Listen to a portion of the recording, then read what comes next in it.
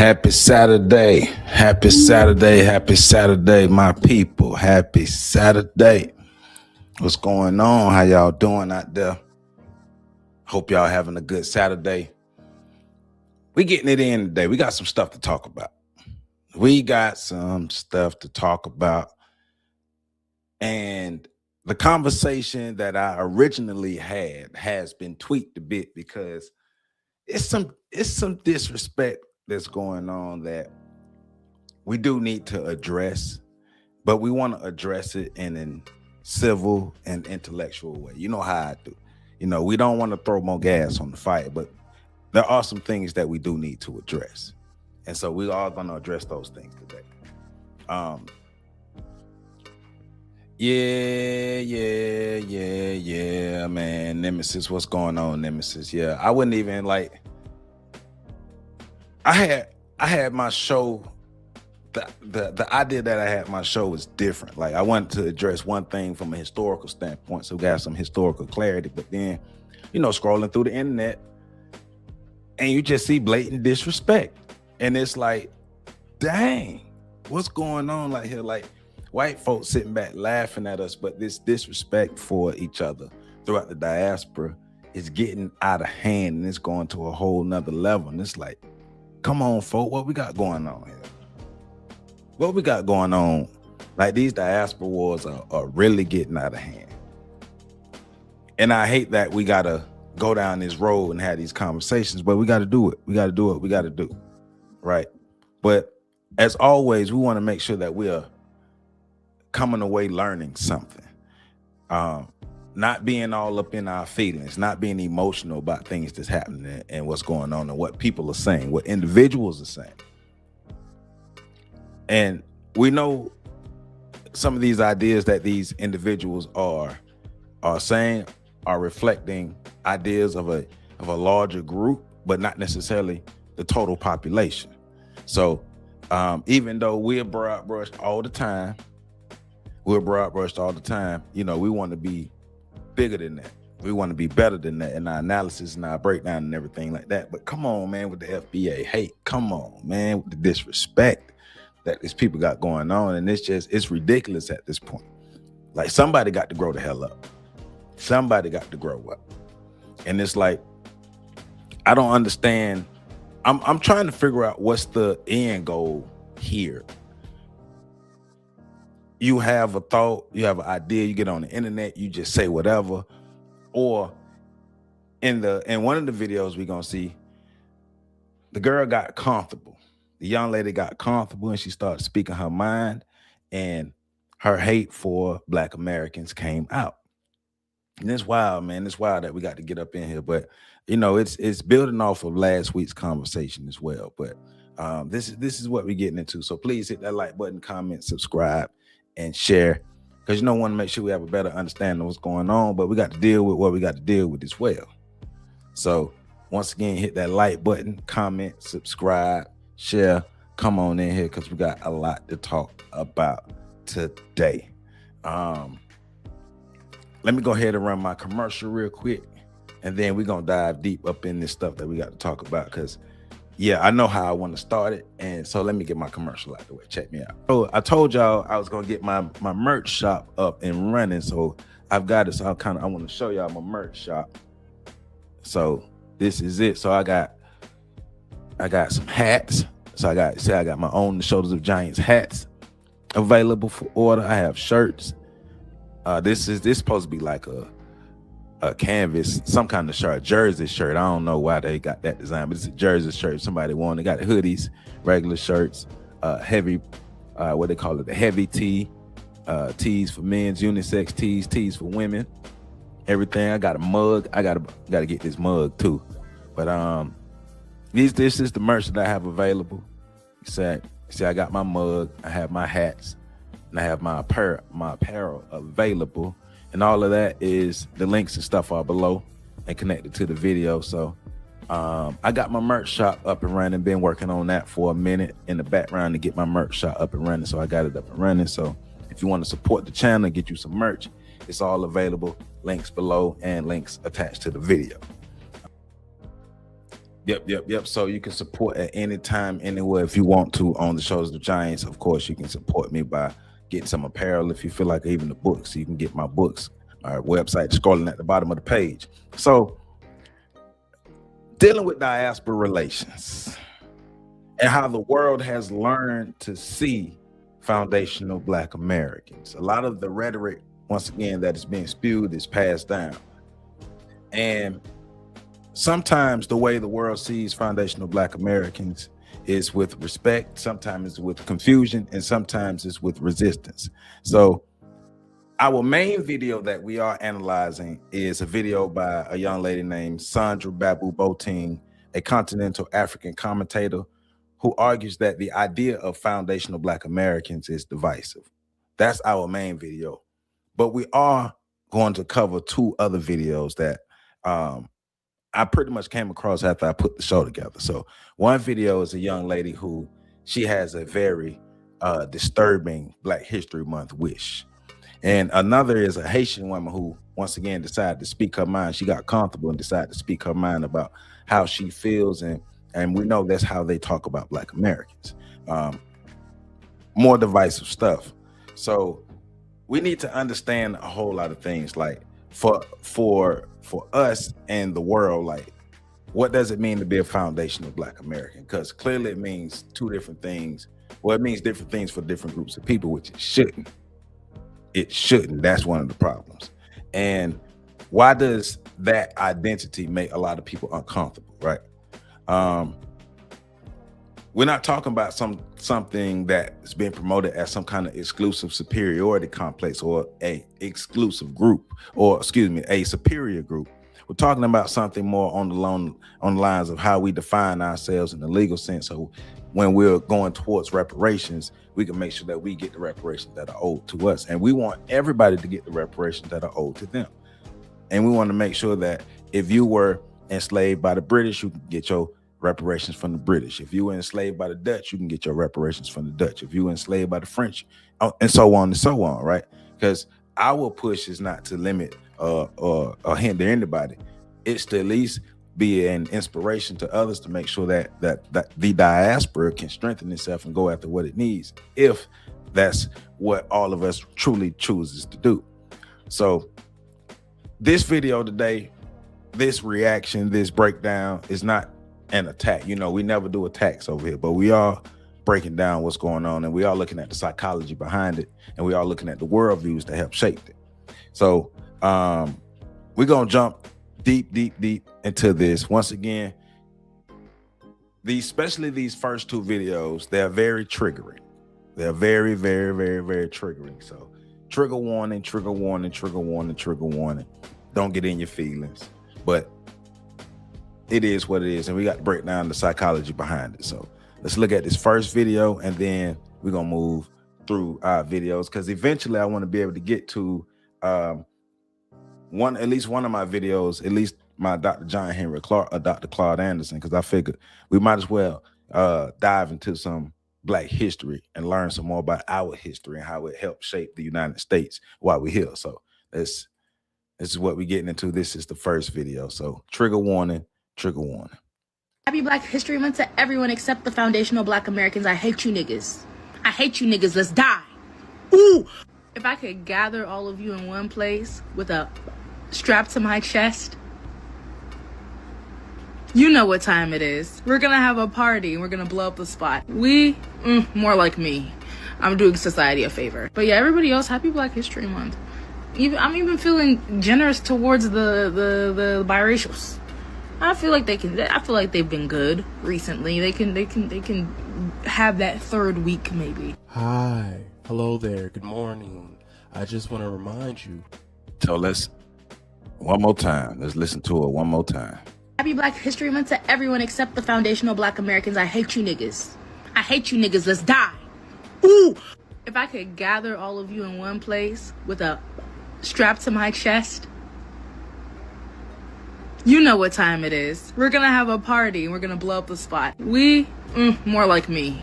I'm doing society a favor. But yeah, everybody else, happy Black History Month. I'm even feeling generous towards the biracials. I feel like they can. I feel like they've been good recently. They can have that third week maybe. Hi. Hello. So that's the first video that we're dealing with, and it's interesting because, and I'm playing these first two videos before I get to my main video because of the dialogue that the young lady has in the third video about why she believes that FBA delineation is divisive. Now, my question for this first young lady, like this young lady that's on the screen, like my first question for her is like, so what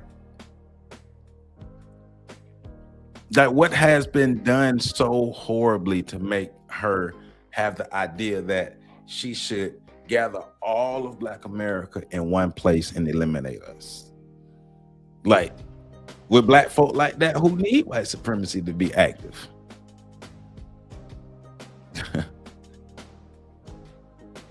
Yeah. What's going on, Dorvell? It's like, yeah, man, like her mind state is totally warped. Her mind state is totally warped. Now, this is a video that went viral throughout the internet. It went ultra viral. And from my understanding, I think I saw some other videos, she ended up losing her job, and there's a lot of fallout from that. But these are things that set these diaspora wars off. This more gas on the fire when it comes to these diaspora wars and stuff. This is the stuff that the divisiveness that is happening. But the idea is always that the delineation process is divisive. Black Americans wanting to delineate, Black Americans want to self-actualize is divisive. That's the tone of conversations a lot, especially with the third video that we're going to see. The tone is FBA delineation is divisive. So if FBA delineation is divisive, what is this type of behavior? And Dorvell said, isn't it strange that mixed kids seem to have champion? Hey, I'm just saying. Well, I mean, I've even heard conversations from white people who actually don't have a problem with the ideology behind it. And I've heard videos of white people, and I'm not saying that this stamps anything, but just the ideology does make sense, though, that a group of people with a unique history and a unique background and had a unique experience and a unique way that they came to be should be able to define ourselves based off of our uniqueness, just like any other group of people.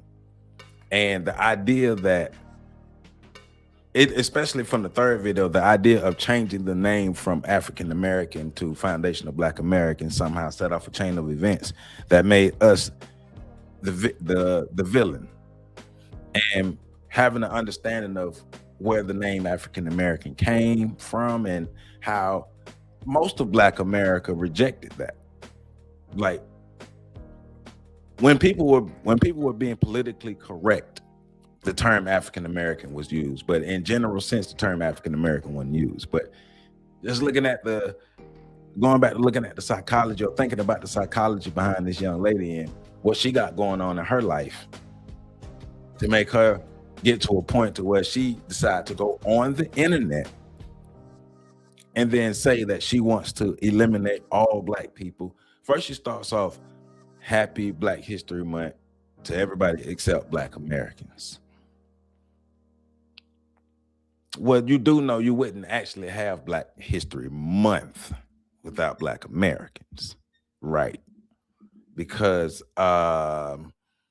Dr. Carter G. Woodson was a Black American who created Negro History Week, which became Black History Month.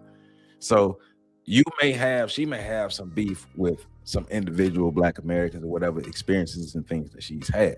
But one of the things I always think about with these people is Black folk and people throughout the diaspora, we always have more smoke for each other than we do for white folk.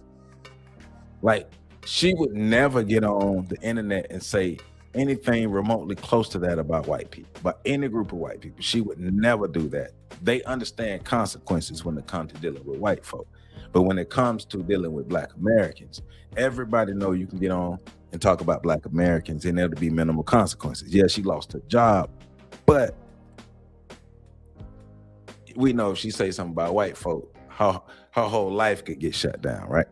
Dorvell said, mixed kids started the delineation wanting to move from Pan-African to FBA to further cause division. You think mixed kids did that? Well, nah. The idea of foundational Black American came from Dr. Claude Anderson. Dr. Claude Anderson was the author and the originator of the idea of the foundational Black American. I think the video that I have of Dr. Claude Anderson is one of them that may be talking about that.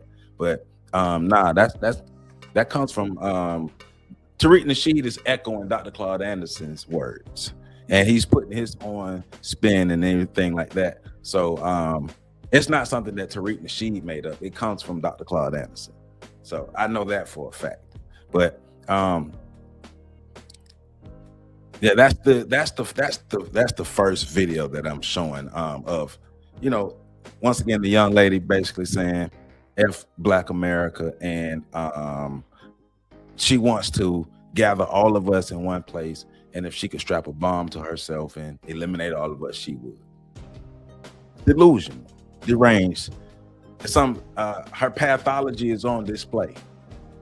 That's what we're gonna say. Her pathology is on display. He said delineation is not illegal. It is not. It is not. Every group of people should be able to define themselves for themselves, by themselves. Every group of people on this planet Earth should be able to do that with no resistance and no pushback. Think about it. The ones who have resistance and pushback have a Eurocentric worldview, have a Eurocentric mindset. And they may not think they do, but they do. The ones who have pushback against Black Americans delineating. But remember, delineation is how we're defining ourselves for ourselves. And that's okay. Just like it's okay to be any other ethnic group, it's okay to be Black American. Eli, you said Dr. Umar tripping. What did Umar say? 'Cause I saw a video earlier, and I really didn't pay attention to it, but I saw something earlier when I was scrolling talking about Umar saying something about FBA, but I don't know exactly what Umar said. So tell me what Umar said.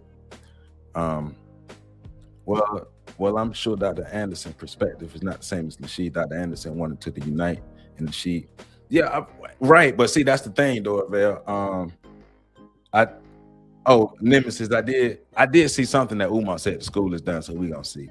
Yeah, Dorvell, remember, Tariq Nasheed took Dr. Claude Anderson's ideologies and put his little spin on it as well.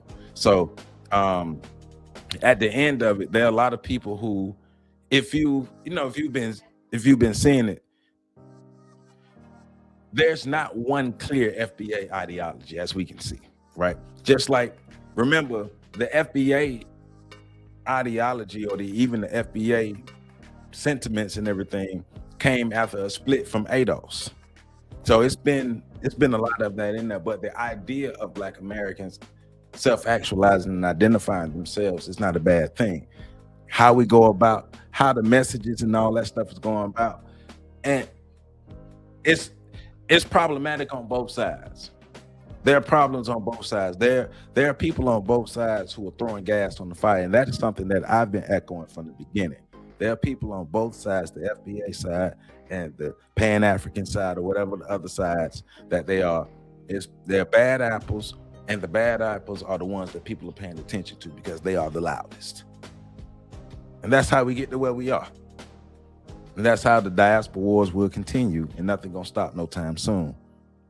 But that's why I always encourage people to read and do their own research and do their own studying for themselves, and stop just repeating things that people are seeing on videos. Because when people are just repeating stuff that they're seeing on videos, they don't have the full information. And if you don't have the full information, you don't know what you're talking about, basically. And it's not helping Black people actually unite. So, but I don't know, man. Like, I don't know. Like, well, I do know. I do know. It's the programming. It's the programming. But at this point, it's on autopilot, and we're just going deeper and deeper and deeper and deeper and deeper into the foolishness. The programming has worked. The programming has worked so well. It's on autopilot, and we just niggering it up amongst each other throughout the diaspora. That's how we get to where we are. All right, so please hit that like button. Please hit that like button. If you have not, please hit that like button. Yeah, I did see what Umar said. The school is done. I saw that video. There's some video I saw. I was scrolling earlier, and somebody was saying, or the title insinuated that Umar was making disparaging remarks against FBA, going off against FBA. I don't know, man. I don't know. I just want folk to get along.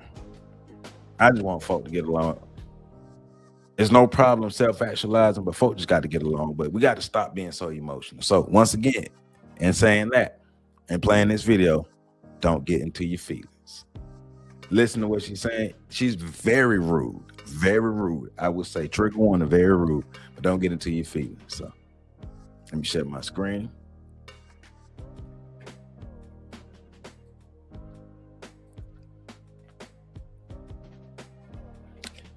All right, please hit that like button, y'all. Please hit that like button. Let's go.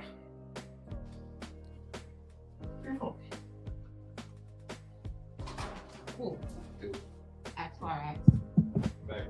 I'm Haitian. Why? Where you from? What's your background? You American? Dirty black American? Wait, what? Huh? What? Wait, what you American? say? Black American? What? No. Hold on. You said dirty black American. You heard that? You just asked me what I said. I did. Why you say that? Because that's what y'all are. Dirty black American. She just said that? I did. A dirty black American. I sure did. Because that's what y'all are.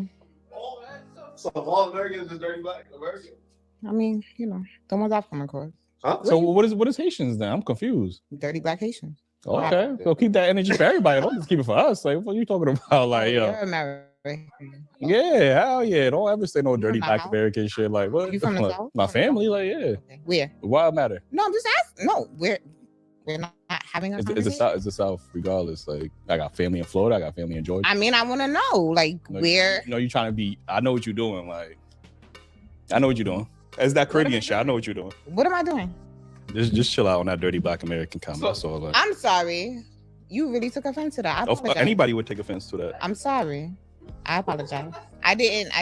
Why you said that though? Why you? I'm saying, why would you even fix your lips and say that? Though? I'm confused. Because that's just my experience. Like, it's my experience. So I'm going to speak on it. But I Is your apologize. experience? It's your experience. Yeah. So I apologize What experience you had? if I offended you. You accept the apology?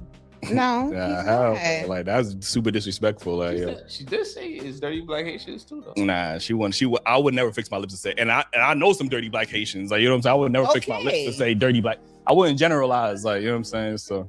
Yeah, nah, it is, bro. That's that Caribbean. It's shit. not. And this is why we having the diaspora wars, because the dumb shit words. Remember that other Haitian, bro? Remember the other Haitian shorty? We don't got no culture. Like, it must be a Haitian thing for sure. Like, y'all, I don't know what I the mean, it's issue not is. Haitian's thing, and I won't say that y'all don't have culture. Like, y'all have the things that y'all do. We are the culture. Like, Okay, y'all have the things that y'all do. you know, Just we are the culture. That's just it. like.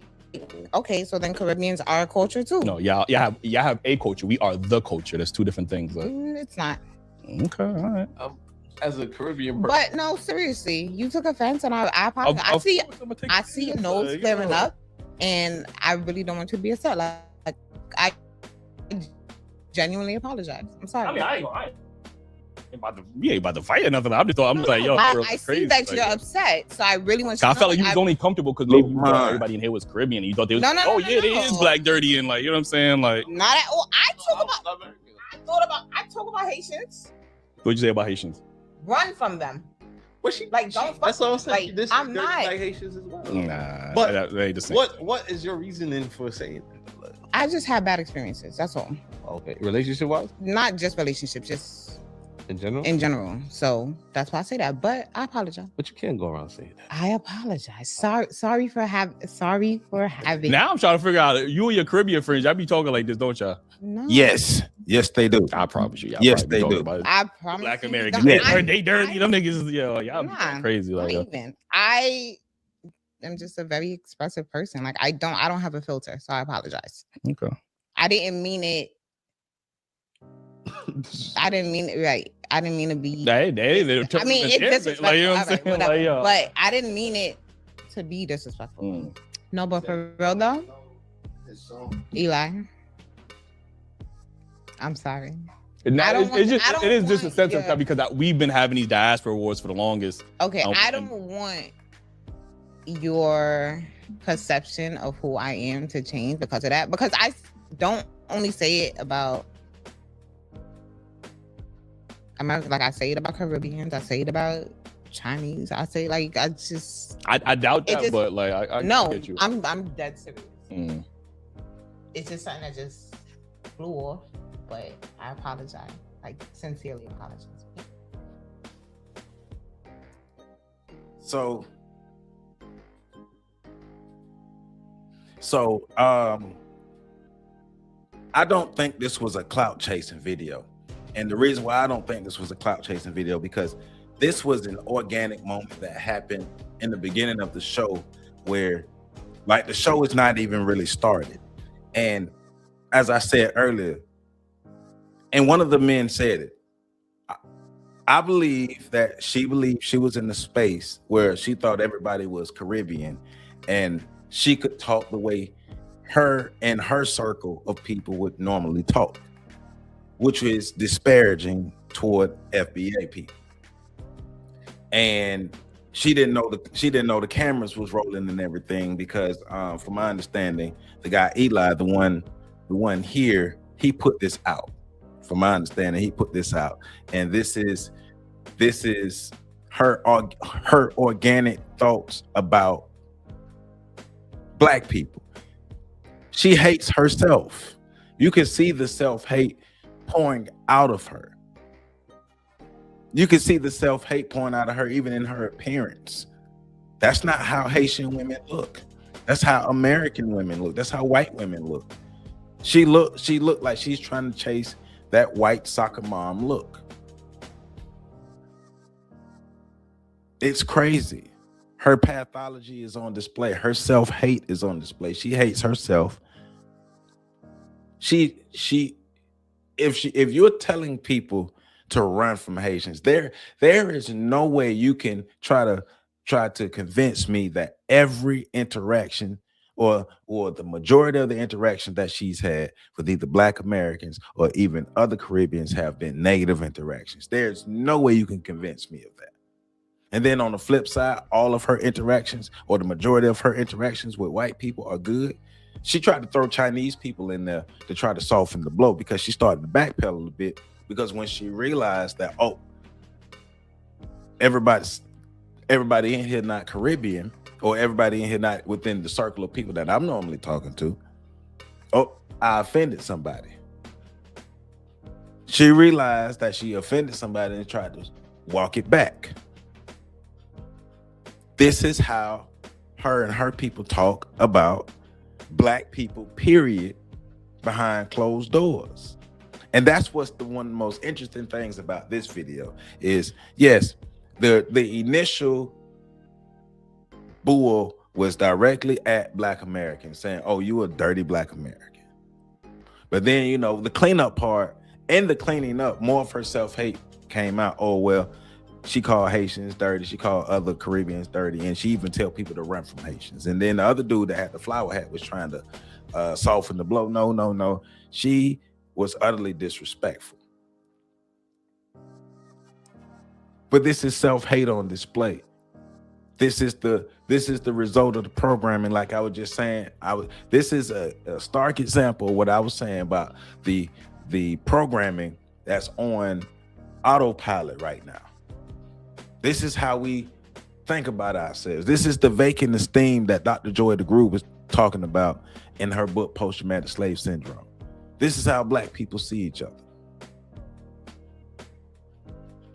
We brought into the stereotypes, we brought into the lies, we brought into the narratives, and we only need a few examples or to come across a few people to help validate what we think about that. It doesn't have to represent the whole, but just that one Negroism. Once again, one Negroism. I only need one Negro to behave like that to validate it, and then the narratives or my thoughts are true. That's the pathology on display. So yeah, I'm not denying that she ain't chasing clout, but that disrespectful moment was organic. She was caught in 4K being disrespectful in a space where she thought she could be comfortable and speak the way she would normally speak. Dub, what's going on? If she'll talk low on one people, she'll do yep. Barb, these type of girls said try to make me feel ashamed about not being from the islands when I was younger. Yeah, I mean, you know what's crazy? Now that I think about it, like I remember like around my time in 11th grade, 12th grade, and then going into FAMU, because I went to college at FAMU. And before I got to FAMU, and a lot of other people that went to school with me, before we went to FAMU, we were steeped in Black American culture. We loved Black American culture. We never looked down on Black American culture. At least it was not expressed, but clearly the roots of it was there, because when people got to college, the idea was everybody else's culture was better than ours. And I always hated to be in spaces with Black people who would experience somebody else's culture and then act like that culture was better than our culture. But it's the self-hate, it's the vacant esteem that's on display. All they need is that example to say, see, I told you it was better. See, I told you we're down there. And it's ingrained within her. She hates herself. She hates the way she thinks she's dirty. She thinks her family is dirty. She thinks her country is dirty. She thinks all of that. And remember last week, that video that we was going in on the lady who was talking about you want to be like the Haitians and eating dirt cookies. Like we could be very mean. We could be very mean, but we better than that. It's crazy, but the pathology is out there. It's on display. Said this is what they say about FBA when no one is around. You're right, Cicada. You're right. When they're among themselves, there's the conversation. Yeah, people like her, people who think like her, exactly. Right. Said stuff like this to try to. Yep. No, you right. You good for the typo. Today's culture of competitive colonized customer. You right. But remember, and I believe, and this is my belief, and I could be wrong, but I believe one of the main things behind these diaspora wars is everybody's fighting for white proximity. Now, we have white proximity that we didn't ask for. And I believe everybody's fighting for white proximity because when you hear more and more people from the diaspora who, even Black Americans, you hear Black Americans brag about when we go over those videos of those Black people who are saying, thank God for slavery. That's them saying, thank God for white proximity. And then when you hear other ones coming over, they're saying, hey, we want to be closer to the whiteness because the closer you are to whiteness, the closer you are to success. And that's the problem. That going back to competitive colonized customers, everybody want to be closer to the white man because they believe that's where the success is. They believe that's where the resources are. They believe, hey, if you are in that position, you're good. That's crazy. The internet has shown you how deep anti-blackness is within people, and on social media has become a breeding ground for yep. It's because it's easy. It's easy. Think about it. When we were growing up, those of us who grew up before the internet, when we were growing up, like if you had something bad to say about somebody, like You just had to say it in your house and nobody knew. Like, people were not going up to people in their face and saying these stuff. It's safe for people to do that. But now there are some crazy people who will pull up on you now. There are some crazies who will pull up on you, but the internet is a safe space for people to be disrespectful. And people have forgotten common decency and respect, because as much as we think social media has brought us together, it is torn us apart. Knowing how to actually properly socialize with other human beings is a lost art. Knowing how to have decorum, respect, love, discipline, all those things, structure, all those things. These are things that are foreign to a lot of the young folk, and you can't blame the young folk because the old folk didn't teach them. And think about it. The ideologies that this young lady have, this Haitian young lady and the other young lady, older folk was teaching them that. Older black folk from their cultures were teaching them that. You said, Rael said, Haitian could never be in North America if it was not FBA's handling business in North America. I'm just saying, man. I'm just saying. Sometimes we need to take a break because we can wear down. I mean, yep. Now we do. You do. We do. And that's why I try not to, we do. That's why I try not to cover these topics on a regular basis. But when stuff is out there, you know. But it is right now, black people's biggest enemy is black people. Throughout the diaspora, black people's biggest enemy is black people right now. And white people ain't worried about us right now because we worried about us, because we gonna take each other out. At the point we are right now, you heard the young lady in the first video. The young lady in the first video, I definitely believe she's clout. She definitely clout chasing. The young lady who said that she, let me play it again. Hold on, let me play it again. To everyone except the foundational black Americans, I hate you niggas. I hate you niggas. Let's die. Ooh. If I could gather all of you in one place with a strap to my chest, you know what time it is. We're gonna have a party. We're gonna blow up the spot. We, more like me. I'm doing society a favor. But yeah, everybody else, happy Black History Month. I'm even feeling generous towards the biracials. I feel like they've been good recently. They can have that third week maybe. Hi, hello there, good morning.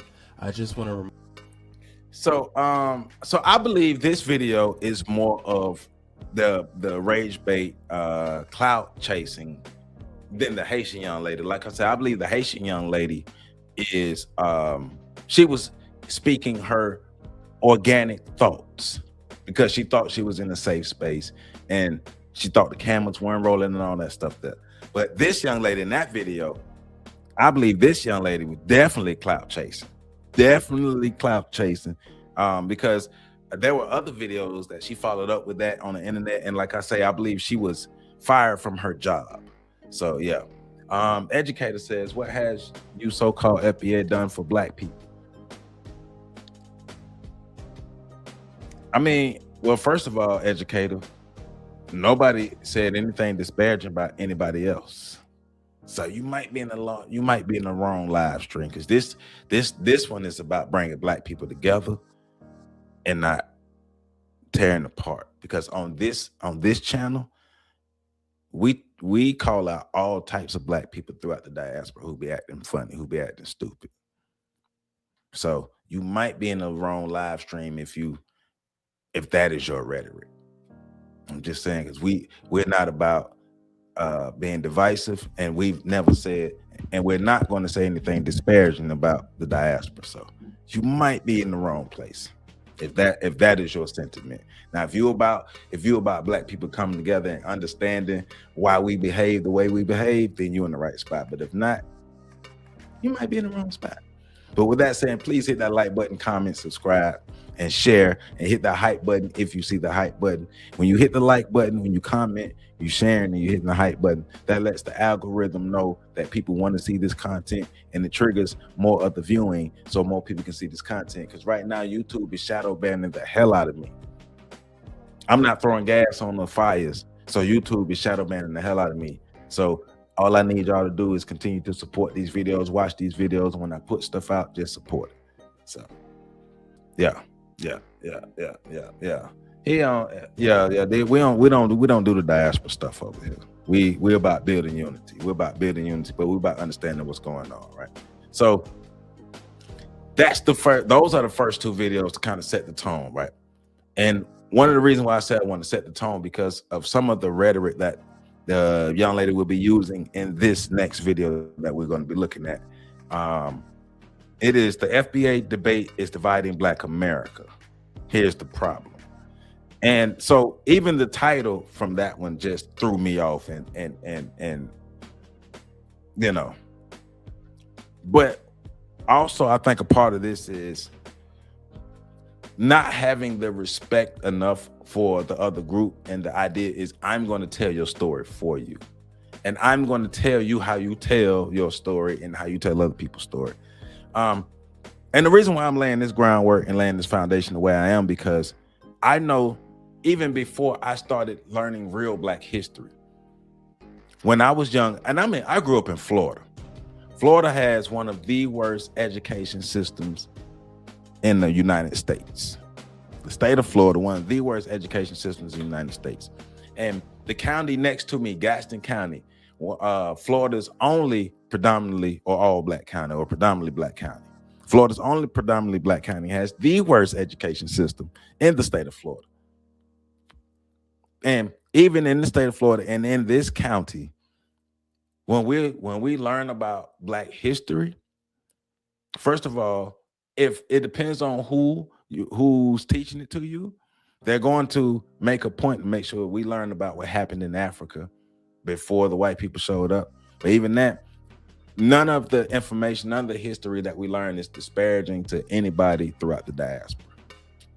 It's all encouraging information to remind us, because white people, remember, white people told us that we had no history prior to them showing up. White people told us that Black people in the world were doing nothing prior to white people showing up in Africa, in the Caribbean, and all these places, right? They were just like Black people just standing around, just waiting on white people to show up. But because of Negro History Week, which became Black History Month, we were able to learn more about not just what we were doing here in America, but what was happening in Africa.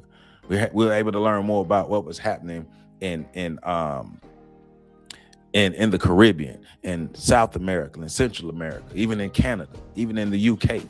We were able to learn about Black people throughout the globe, and we celebrated, and we continue, and we still continue to this day to celebrate Black people throughout the diaspora, Black people throughout the globe. Look at the videos on this channel. This channel started 10, 11 years ago. And 10, 11 years ago, this channel started with telling the stories of the unsung and unsung heroes of the African diaspora. The tagline of my whole platform is, we tell the stories of the sung and unsung heroes of the African diaspora, which means we celebrate the diaspora. Our history is not something that says Black America is better than everybody else. No, it says this is the history that happened before America, and this is the history that was happening during America, and this is you all's history of what was happening in America. And we celebrate Blackness throughout the diaspora. One of the main purposes of Black History Month or Negro History Week in the beginning was to celebrate Black people's history. Yes, to celebrate the history of Black America. And so we would know our history in Black America, but also to let us know what Black people were doing before white folks showed up. So our history has never been disparaging to anybody else. But the idea now that if we don't call ourselves African American anymore, and we call ourselves foundational Black Americans, now it's divisive. With the lack of understanding that, and to the lady in this video, I don't think she understands that when the term African American was pushed out there, it was so much pushback. Most of Black America, or we can't even say all of Black America accepted that term. It was a politically correct term to describe Black people. because people thought that if you called somebody a black person, it was wrong. And because I used to have to check people all the time. No, call me a black person. I'm a black person. I'm a black person from America. I used to have to tell people that all the time. Don't be scared to call me black. I'm black. They were like, well, you African Americans? Because I never took kindly to the term African American, especially when I found out where it came from. And I know a whole lot of other people, older and younger, who didn't take too kindly to the term African American. But it was something that was given to us. Now, going back to the ideologies of what the foundational Black American is, and remember the root of these ideologies come from Dr. Claude Anderson. And then Tariq Nasheed is taking that and pushing it further. And of course, he has his spin on it and how he articulates it. And for some people, they like it. And for some people, they don't. But if you don't like Tariq Nasheed's version, then go check out Dr. Claude Anderson to understand the root of why delineation is needed for any group of people. You need to be able to define yourself for yourself. So let's get to this video. And let me share my screen.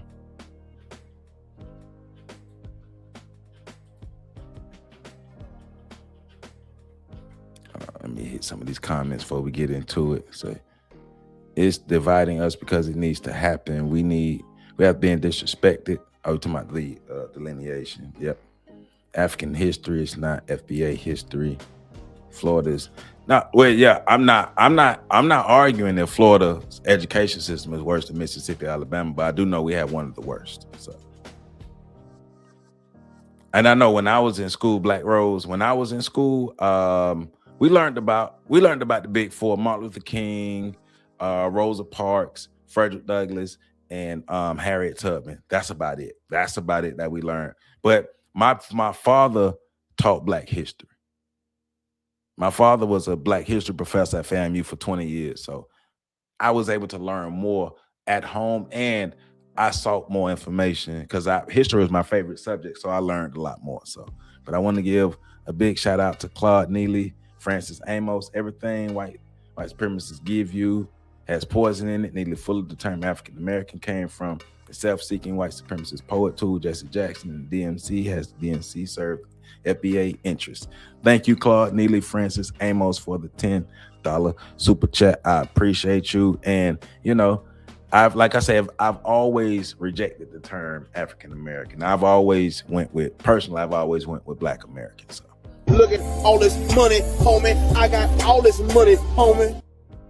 I truly appreciate your support. FM, what's going on, my brother? What's going on? Chukwu, what's going on? Tammy, how you doing? How you doing, Tammy? Term African American may have been used in the 1800s. In 1964, my birth certificate said me and my parents were labeled Negroes. Yeah. So, like I said, I know for me that term has never been the term that I've felt comfortable with. Other people have, but I never argue with people whether they want to call themselves or not. I just know for me. So that's why, switching or the transition, and then I understood like the transition and the succession of how Black people in America was labeled, going from being, N-words to colored, to Negroes, to Black, to African American, to, now it's about self-actualization. Once again, every group of people on this planet should be able to define themselves, label themselves, orient themselves, like all of that. It should be rooted in their worldview and the way they see the world and their culture. So I appreciate everybody being up in here. Please hit that like button. Please hit that like button if you have not. So, and delineation is okay. It's not the end of the world. It doesn't mean anybody hates anybody else. It just means that it's time for us to define ourselves for ourselves. We've never had the opportunity. Black America has never had the opportunity to define ourselves for ourselves. And it's high time we do that. And in my mind, any group of Black people who have already defined themselves for themselves are cool with the way that they are defined. When they see us doing what we're doing, the first thing coming to my mind is you have to have a white supremacist worldview. You have to have a white supremacist worldview if you see what we're doing and you have a problem with it. And then it seems like it's the idea of, well, this is an exclusive club. Yes. Just like Jamaican is an exclusive club. Just like Haitian is an exclusive club. Just like Cuban is an exclusive club. Like, I can't just wake up one day and say I'm a Cuban. I can't just learn Spanish and start smoking Cuban cigars and be like, I'm Cuban. No, these are exclusive clubs. Yes. These are things that you literally have to be born into. And it's okay. It's okay. Hey, man. Hey. What's going on, Terrell? What's going on? Hey, as long as you are able to check out the content in any way you check it out, Terrell, I am cool with that, my brother. I am cool. But you know the lives are always better with you, my brother. Thank you. B-Pop, what's going on? B-Pop. Black Rose, once again, how y'all doing? Bush Woman, how you doing? Star Pearson, how you doing? 3Js, how you doing? Black IGOVH, how you doing? So let's get into this video. Sandra, what's her name? Oh, let me say her name right. What is her name? Oh, let me find her name so I can say it right. Then we get this video started. Sandra Babu Boating. Sandra Babu Boating is her name. So let's do this. What makes a foundational Black American is that we don't have immigrant lineage. That's the thing. That's what makes it's not a group. It's not. It's acknowledging the people who are literally the foundation of this nation. Me, on both sides of my family, I have no immigrants in my family. My mother and father, both lineages come from the South. Okay. From the beginning of this country, I can trace my lineage to the mid 1700s on paper, and it goes deeper than that. So that's what we talk about when we mean foundational Black American. We're just acknowledging our lineage and the importance and significance of it in this country, because we are a very unique ethnic group. I like those foundational guys. They're so good. I'm not sure exactly of the full extent of Dr. John Henry Clark's lineage, but I thought Dr. Clark was from Georgia or something like that. But even if he doesn't identify, if he wouldn't classify as a FBA, that's cool.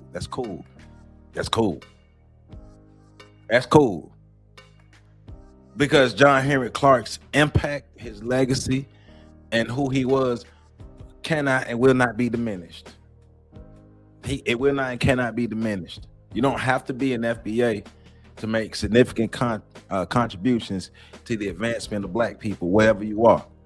And I say do it from wherever you are, even if he wasn't. But from my understanding, not like B-Pop said, I thought he was from Georgia. So, but once again, even like we were saying yesterday in yesterday's live, if you don't meet the classifications for being pro-Black, is it the end of the world? And just because you are labeled pro-Black, does it mean that Black people are better because of you? So, you know what I'm saying? But yes, we're talking about lineage. We're talking about what you were born into. But a lot of the tricks that a lot of some of these, and we're going to use the term tether because people who are displaying that behavior is tether behavior. So they're trying to tweak the story, but you're going to see when we get into it. Rick Nasheed and all. I mean, I don't agree with everything, but like they've got a perspective. If your family's been here 400 years and the descendants of a lot of American slaves or families have been here 400 years, I don't know. I think that gives, I'll listen to you. Like you've 100%. You've got a point of view that is legitimate, I think. Yeah. And they're unequivocally heritage Americans. That's for sure. 100%. They're definitely heritage Americans, if anyone is. And, someone rolls in from Ghana and gets an MSNBC slot and starts speaking on behalf of black people. It's like, shut up, honey. You've got nothing to do with this. Right. That's Literally. a fair perspective, Right. I think. And so it's good to actually see them call them out for that. That's actually cultural appropriation. Appropriating the struggle of slavery. I totally agree. And the struggle of slavery was real. My people. Let me show you something that makes me furious every time I see it. This is a real tax return from someone making $284,970. It's black. Before she get deep into it, let me recognize $10 super chat from Claude Neely Francis Amos again. Thank you. FBA delineation will create this. No more confusion or exploitation. The white supremacist tries to keep black people in a perpetual state of want and confusion. There you go. I appreciate you once again for your contribution. All this money, homie. I got all this money, homie. Thank you. Say we can never be American. Black Americans want these people to love us so bad. What happened to the black nation? Well, I mean, we are born in America. Like, we are in the Americas. Like, there's nothing, you don't have to call yourself American, but we are born here. Like, we can't change that. Just because the history is what it is, that doesn't change the land that we were born from, and that doesn't change the history of how this land came to be. And once again, not arguing with anybody. You don't have to call yourself an American, but we are Black Americans. We are Black Americans. And it's not going to change because we're in our feelings. This is not a feelings-based conversation. It's a fact-based conversation. We are Black people who are from the United States of America. There are Black people who are from Canada, Black people who are from the United States of America, Black people who are from Central America, Black people who are from South America. Just like it's Black people from the Caribbean. It is what it is. You're born where you're born. What's going on, Will? My brother, what's going on? Ernest Smith, how you doing? But I mean, once again, if you don't want to label yourself as a Black American, you don't have to. But we are born in America. Hey, but yeah, I mean, Star Pearson, logic is logic. Logic is logic. Logic is logic. So let's let her get into her opening monologue. Black History Month here in the US, and I want to wish everyone a happy Black History Month. But this Black History Month cannot be business as usual. This is not the time for surface level celebration posts. It's time for us to ask deeper, harder questions about where we stand as a people and what type of future we're building. Because something deeply troubling is happening in Black America. There is a growing movement within the Black American community that is pushing a narrative that threatens to divide us even further if we don't challenge it head on and expose it for what it is. They call themselves foundational Black Americans. And at the core of their rhetoric is a dangerous idea that the defining origin of Black people in America is not Africa, but enslavement. They want to convince us and the world that Black American history is somehow different from Black history in general, and that it began with slavery. That Africa, its kingdoms, its knowledge systems, its intellectual and cultural foundations is secondary or irrelevant altogether. And that Africans and Caribbeans who came to this country, who fought, organized, built, marched, theorized, and sacrificed right alongside Black Americans somehow do not belong to this story. See, that's the disingenuous stuff that I'm talking about. Now, I will say that I'm sure that there are some extremists. I'm sure that there are some FBA extremists out there who is saying some stuff. But her opening is disingenuous. First and foremost, yes, Black American history started with slavery. It's It's high time we get out of our feelings about it. Black American history started with slavery. Yes, it did. African people were kidnapped and brought to America, and that's how Black American history started. I talk about it in this book, my 4th book, On the Shores of James, Volume 4, The Caribbean. Matter of fact, I used these 4 books to help me write that book and some other information. First book is, because you can read this information. And that's why I love history and information, because we can refute everything she's saying in these 5 books. This first book, From Columbus to Castro, The History of the Caribbean.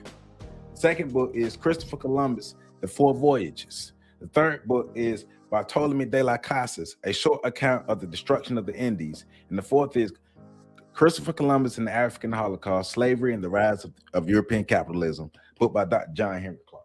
Right? American history started, Black American history started with slavery. Africans were brought over here, and a whole new group of people were created. And we are the descendants of that whole new group of people that were created. But once again, that's why I started with the way I started. We never said that we were disconnected from the diaspora. We never said that. What we said is our history and our lineage starts here in America. And it does. It does. So her opening is very disingenuous.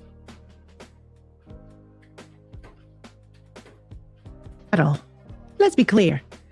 This episode is not about denying the unique and brutal history of slavery in America. That history and slaves were stolen and sold. More so stolen than sold. History is real. That trauma is real. And the fight for justice rooted in that experience is legitimate. But how exactly does lineage or identity begin at the point where oppression forced you to land? Who were you before the first enslaved ancestor landed on U.S. soil? Today we're breaking down this movement, what the foundational Black American ideology actually claims, why it's gaining momentum right now, why its historical framing is incomplete and false. And most importantly, why this rhetoric, if left unchallenged, puts Black unity, power, and liberation at risk. Because when a narrative tells us that Black history starts with slavery, it doesn't just distort the past, it cages the future. And then how did Black American history start? How did Black American history start if it didn't start with slavery? It began with the indentured servitude, and then in 1621, because of old stupid ass Anthony Johnson, now we have chattel slavery going on up in here. Black American history started with slavery. Because it's almost like she's saying that our history, our specific history should include the history of everybody. Well, how come y'all don't go to the Haitians and say, hey, the Haitian Revolution is a diaspora victory? Nobody says the Haitian Revolution is a diaspora victory. They say the Haitian Revolution is a specific victory for Haitians. There's no argument there. Black American history is specific to Black people in America. And then she's talking about the contributions of other people. We're talking about 200 years later. Remember, the first Africans, there are records that go back to the 1500s, but we're going to work with the 1619 date. We're going to work with the 1619 date. And then remember, those other immigrants then weren't able to come to maybe late 1800. So we're talking about 150, 200 years of free labor that Black American people have been putting in. And remember, our history and our origins is unique. We are an amalgamated people. We're mixed with Africans, the indigenous Americans, and the Europeans. We're a unique group, and any other group of people who may have mixed with us within that. We're a unique group of people with a unique history. That, yes, it started with slavery. Yes, it did. It started with slavery. Slaves, people were enslaved and brought over here and forced to work. And out of that came the generations and generations and generations and generations and generations. Now, yeah, there were people here before that, but we're talking about Black American history. Black American history, it did start with slavery. Those people, because if those people's history were erased, those people were enslaved as well. Not all of them, but a good deal of them. Those people were erased as well. Not denying that other groups of people here, but we're talking about Black American history because Black Americans mix with those people. But slavery is an important part of the start of Black American history. That doesn't mean everybody, 100% of everybody who were dark skinned or who were Black were enslaved, but slavery was the beginning of African American history. It was. And we have to be honest about it.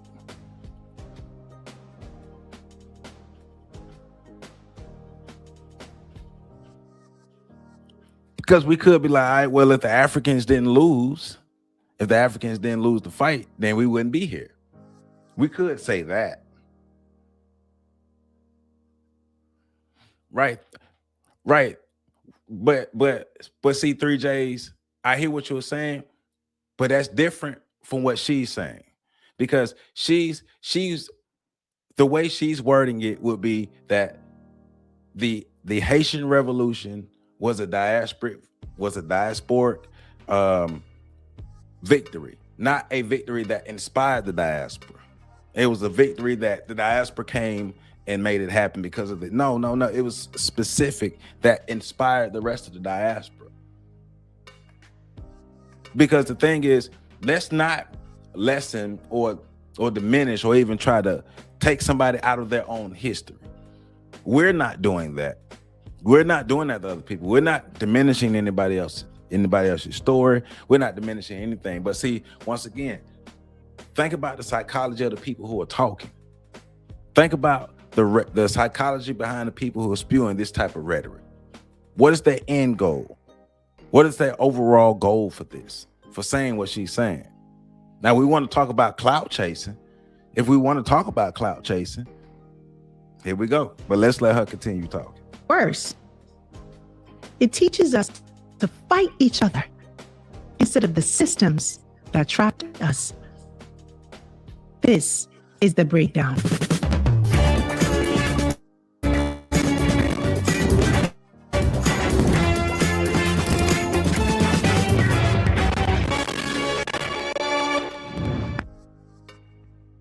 AI can now build a website in 90 seconds, while the only AI most people over 40 know is ChatGPT. Disappear for a month and do.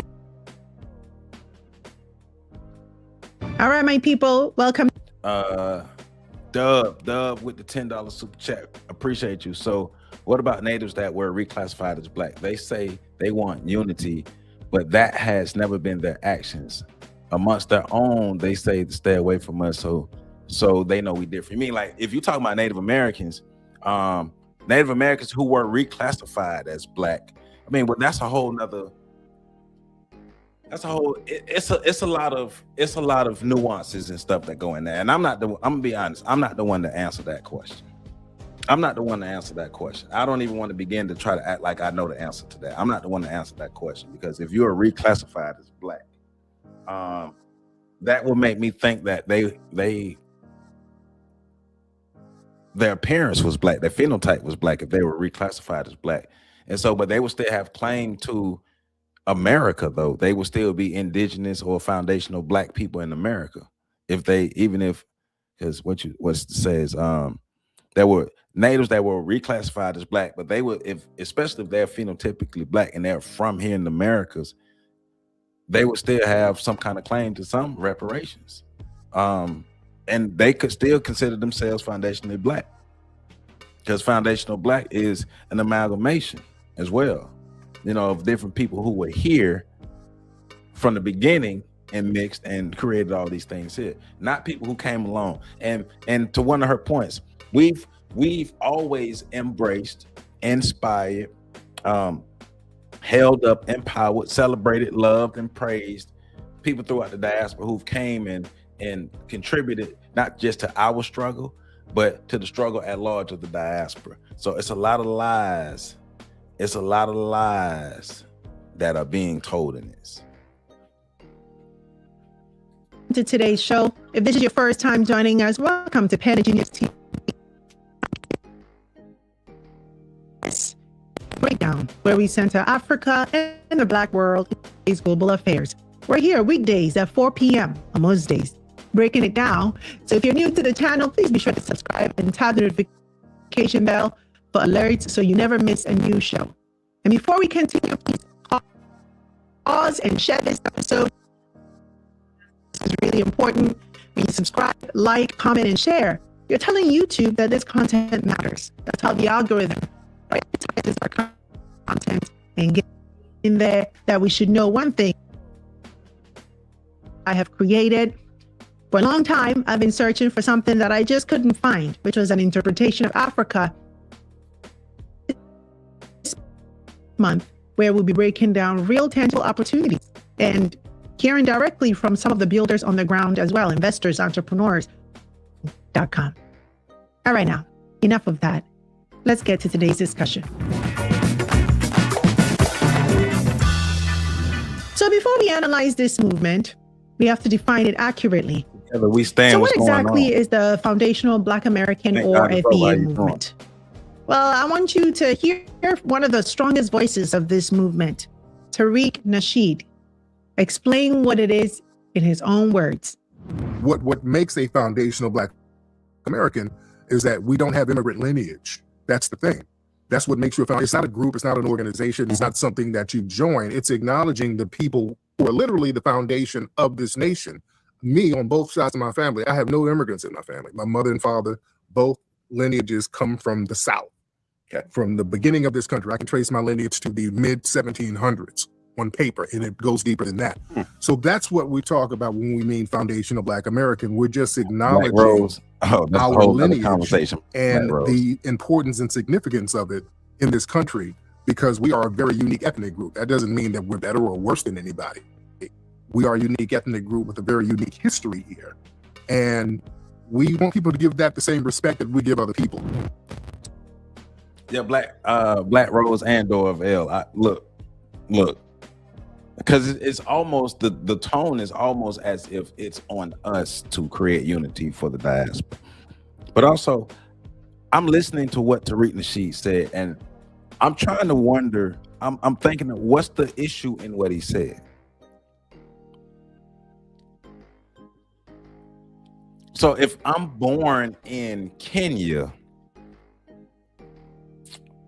and my people move, if I'm born in Kenya and I move to Nigeria and I have children in Nigeria, their nationality is Nigerian, but the ethnicity, their culture and stuff, they're Kenyan. And it's okay because it's where you were born. It's the lineage things, but it's the mind, once again, the mindset behind the person who's asking these questions. The idea is, once again, Black Americans, you all are doing this for yourselves. This is wrong. You shouldn't be doing this. You should make everything about yourselves inclusive. Everybody not walking to the cookout though. And now, I think every group of people should be spending all I don't believe that there's one group of Black people or people within the diaspora right now who got their stuff together. So every group of people should be minding their business and getting their stuff together and making plans to work with the diaspora. But every group of people, once again, every group of people within the diaspora, we need to think of ourselves as a link in the chain. Every link in the chain needs to be strong. We cannot have weak links in the chain. So every group of people need to be concentrating on themselves to be a strong link within the chain. If you're a strong link within the chain, we have no weak spots. Guess what? We could better throw off the system of white supremacy. But if we're sitting here nitpicking and all this stuff here, but once again, I believe she's she's coming off as she's an agent of chaos like the other two ladies. And yeah, this rhetoric is a lot more polished than last week, but it's still chaotic. It's still divisive. Her rhetoric is a lot more divisive than what she's saying Tariq Nasheed is saying. So, but it's like self-actualization, for somebody to fight against self-actualization, me, that screams white supremacy all day. So let's break this down. At its core, FBA is an identity-based framework of American lineage to slavery in America. They argue that they are a distinct group and should be treated as such, separate from other people. Well, no, I mean, but 3Js, you got to remember though, right? Black America we've never self-actualized for ourselves. We've never had that cookout for ourselves. Everybody needs to have their own cookout. Everybody need to get their stuff together. We don't need to be at anybody else's cookout. There's never been a time where Black people throughout the diaspora have had the chance to really get our stuff together, really actualize like we're supposed to as the different groups of people that we are, so we can come together and make that strong chain. Everybody cannot come to the cookout. These cookouts do need to be exclusive because people need to get their stuff together. And then after we get our stuff together, then we can have a grand cookout, a grand Diaspora cookout. But yeah, everybody can't come to the cookout. And another reason why I said that is Black people, we're too inviting. We are too inviting. Black people like to invite so many non-Black people to the cookout. It's ridiculous. This proverbial cookout, the majority of the people who are going to be at this proverbial cookout are going to be non-Black because they did something that made Black people happy, probably a dance. But the divisive part is for us to believe or let somebody tell us that we should be an instrument of help to other people, that we should lend ourselves to other people, or that we should empty ourselves for other people without taking care of ourselves. We've never taken care of ourselves. We've never taken care of ourselves, and we need to look out for us.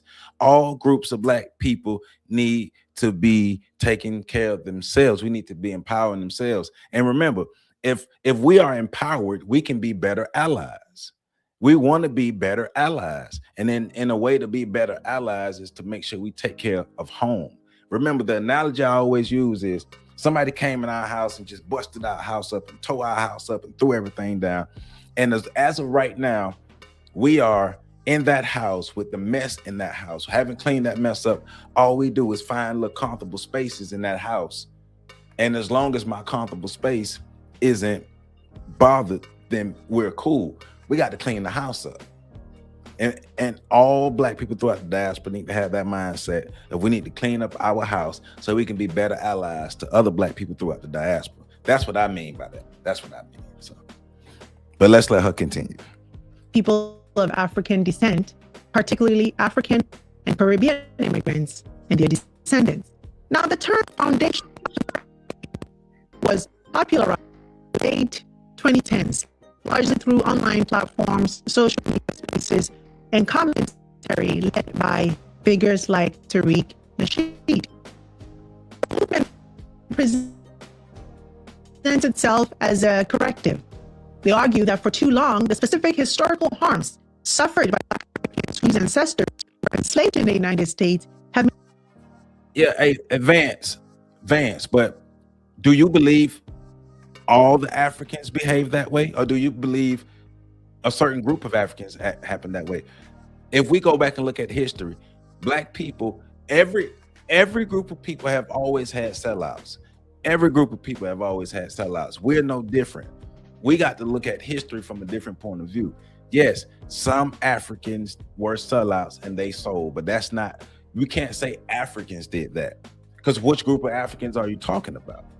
Because hell, Black people in America, we stay selling each other out. We stay selling each other out over here in America. Black people sell each other out all across the world. Hell, white people sell each other out. Asian people sell each other out. Everybody has sellouts. But we can't. What we can't do is broad brushing and be like Africans sold us out. Well, which group are you talking about? Because you're not talking about the continent, because that's the rhetoric that helps to fuel the diaspora wars. We have to think about what we're saying and how we're saying and the effects of what we can say and the effects of what we're saying, right? Because if we're continuing to use divisive rhetoric, we will continue to throw fire on the gas that sets this diaspora war off. Yeah, this I don't know, this thing on here. I don't know, something with her video. I don't know. They got the I hear the little breakups in the back with the audio, but we do need to think twice about the rhetoric that we use, the language that we use when we're describing things. Yes, there were some groups that sell out Africans, but Africa and Africans as a whole didn't sell us into that. Dub, you're right. We must delineate and gatekeep. So many have taken from us. We're the most influential culture. Great show. Thank you, Dub. And remember, we're gatekeeping to strengthen ourselves. We're gatekeeping because we've learned history. We've learned from history, not just learned, but learned from history. We're too generous with our culture and our way of life. Go read Destruction of Black Civilization. Go read Destruction of Black Civilization. He talks about how the Hyksos and the Hittites were let in. They were too generous with the Hyksos and the Hittites, and people were let in. So here we are. So appreciate you, Dub. I appreciate Look at you. all this money, homie. I got all this money, homie. And remember, who said? And yes, what Will is saying, division does not help us. And I'm not saying you were saying this, but you just made me think about it. Delineation doesn't mean division. Delineation doesn't have to mean division. It depends on how you go about doing it. Delineation, if the way you are going about delineating is causing division, then that might need to be some tweaks. But also, it needs to be analyzed from both sides, because people can't just say it's divisive. They have to be able to prove that it's divisive. So, but let's let her continue to talk. Been diluted, overlooked, or lumped together with broader Black or African diaspora narratives. And in one narrow sense, that critique resonates. U.S. chattel slavery was unique in its brutality.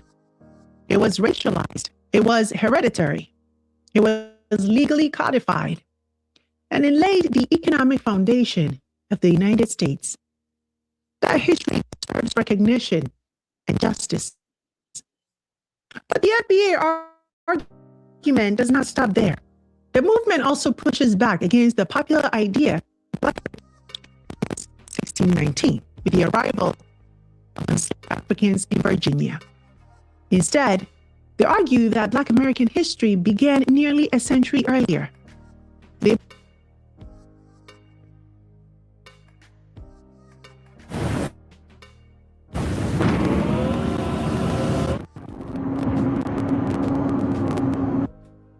point to a lesser known but historically documented.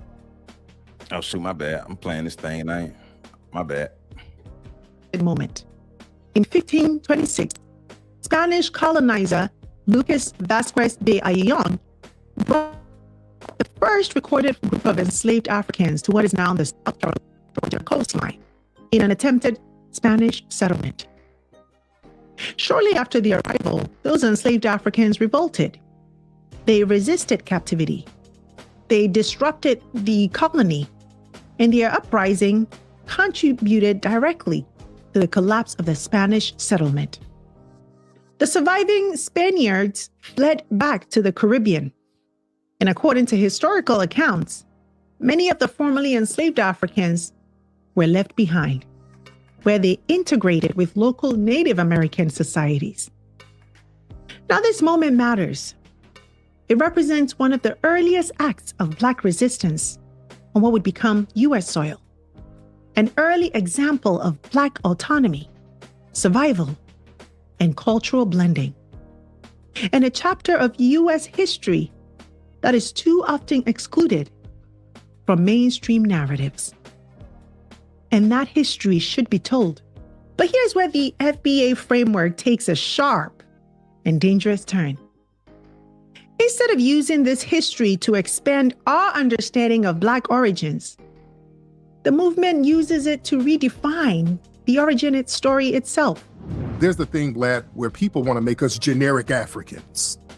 The term African American is a misnomer. That was a term that got popularized in 1988 by Jesse Jackson, the Congressional Black Caucus, and the Democrats. No, we as a group, we never called ourselves African American. I think the term African American was in a book in the 1700s by a Black preacher.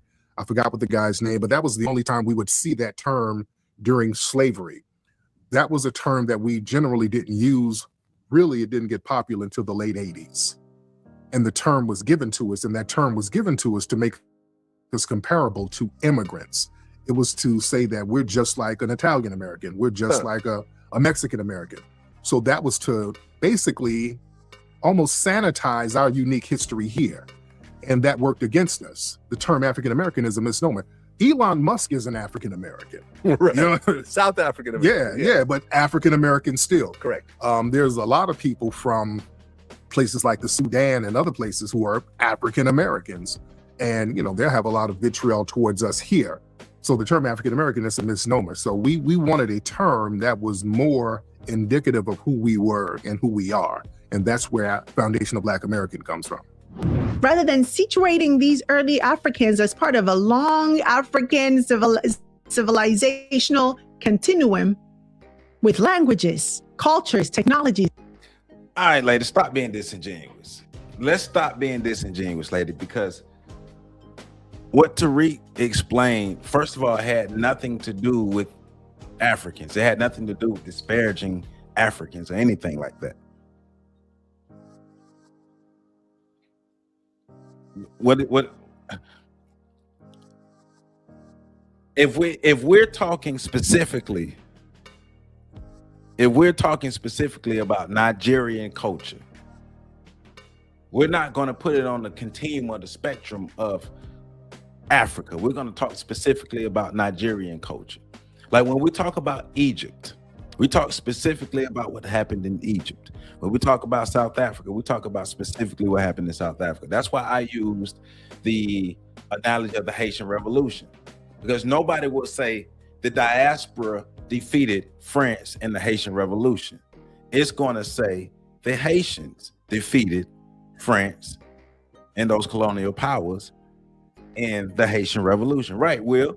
Right. These are the same people who call us Akata. And remember, years ago, just five years ago, maybe 7 years ago,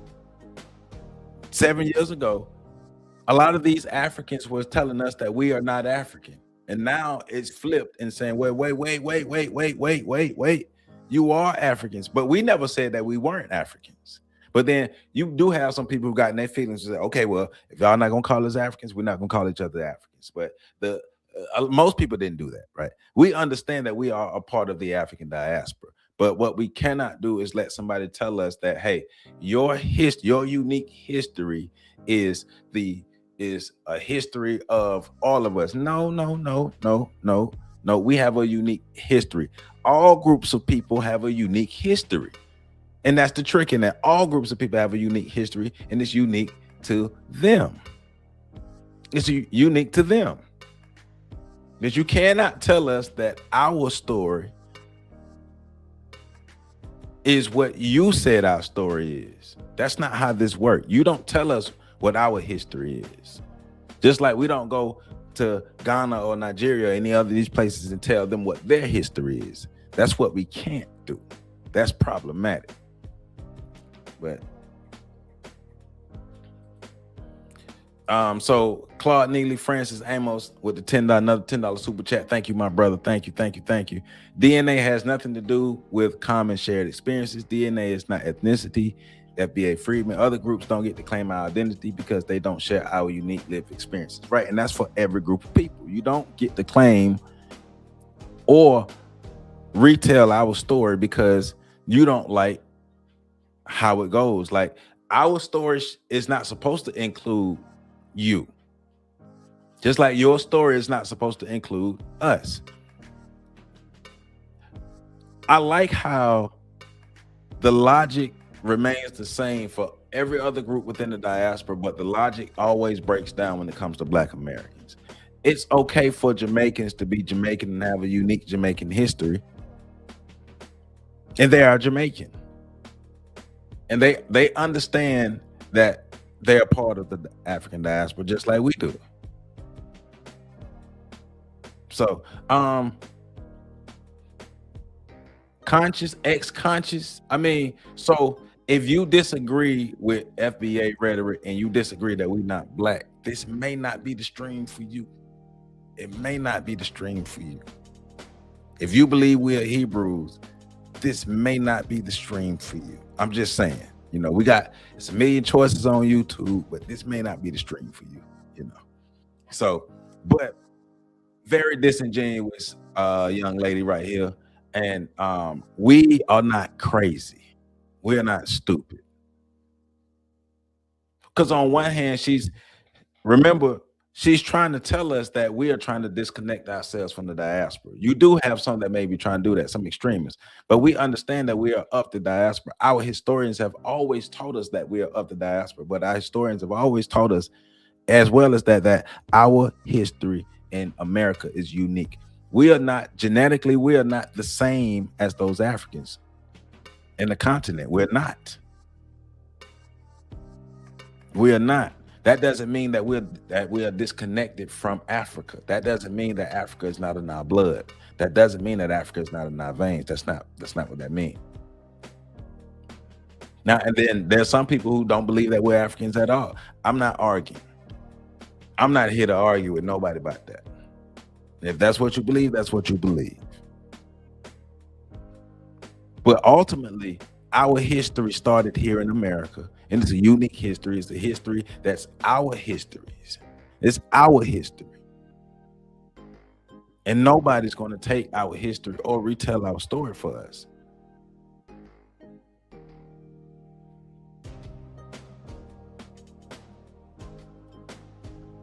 I mean, True Pilgrim, you may be disconnected from Africa, and you may be around some others who are disconnected from Africa, but the whole of us are not disconnected from Africa.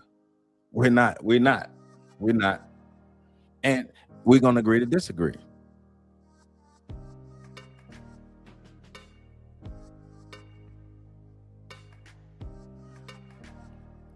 And histories that existed long before they ever encountered Europeans, yet marked increasing retreats, enslavement, and resistance on American soil as a starting point of identity.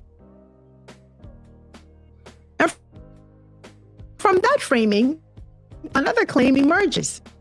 Many FBA proponents argue that they are the foundational builders of this nation. I hear you. I see your comment, Dorville. So if she's speaking directly to those who claim that the slave trade didn't happen, then she shouldn't even be having this conversation.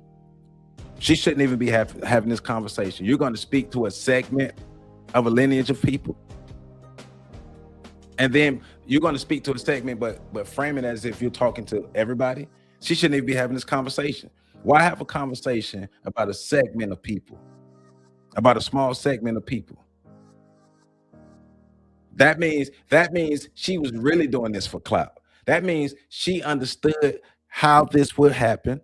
She understood what the reactions would be, and she did this so people would start fighting. So more Black people would start fighting. She's throwing gas on the fire.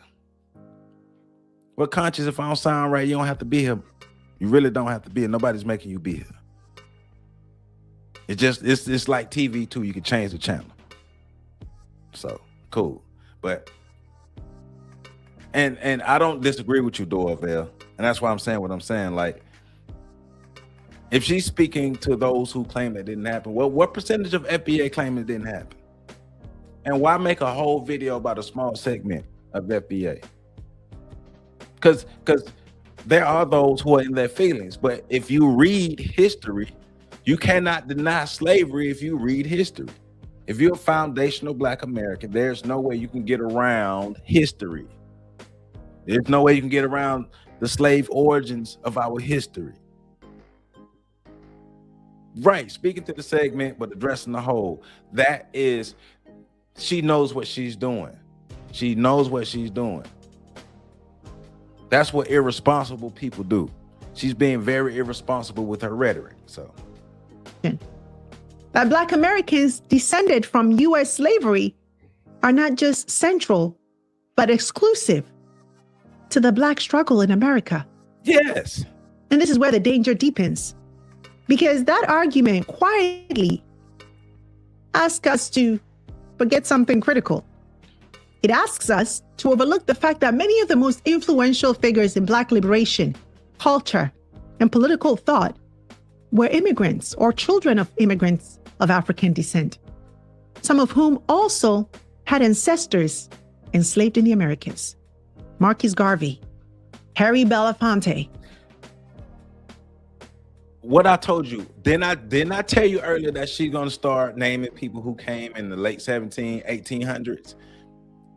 Like our history started in the late 1800s.